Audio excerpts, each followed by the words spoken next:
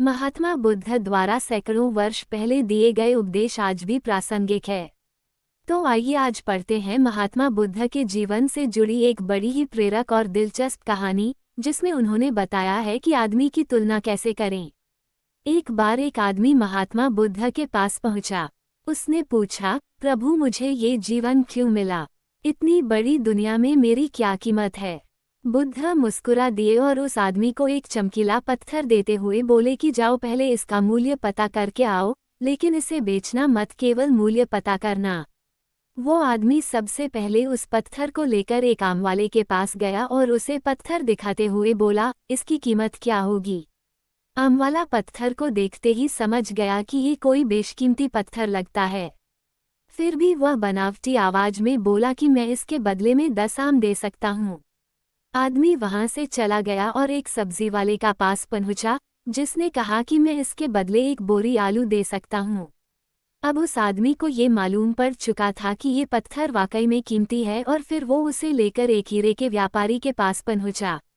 व्यापारी पत्थर को देखकर अचंभित रह गया। उसने कहा कि मैं तुम्हें इसके बदले 10 लाख रुपए दे सकता हूँ।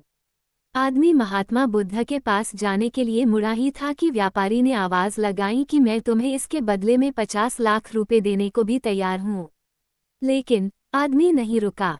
व्यापारी ने गिड़गिड़ाते हुए फिर आवाज लगाई कि तुम मुझे बस वो हीरा दे दो, बदले में तुम जितना धन चाहो मैं देने के लिए तैयार हूँ। आदमी नहीं माना और महात्मा बुद्ध के पास लौट गया और उन्हें पत्थर वापस करते हुए पूरा वृतांत कह सुनाया। बुद्ध मुस्कुराकर बोले, आम वाले ने इसका मोल 10 आम लगाया, सब्जी वाले ने एक बोरी आलू और हीरे के व्यापारी ने कहा कि ये अनमोल है। इस पत्थर के गुण जिसने जितने समझे उसने उतने मोल लगाए। ऐसा ही ये जीवन है। हर आदमी एक हीरे के समान है। दुनिया उसके गुणों को जितना पहचान पाती है उतनी ही महत्ता देती है। लेकिन आदमी और हीरे में फर्क ये है कि हीरे को कोई दूसरा तराशता है और आदमी को अपने आप को खुद ही तराशना पड़ता है। तुम भी अपने भीतर के गुणों को तराशो, तुम्हें पहचानने वाला भी कोई न कोई मिल ही जाएगा। महात्मा बुद्ध की इस प्रेरक कहानी से हमें ये सीख मिलती है कि इंसान को उसके गुणों के आधार पर महत्व दिया जाता है।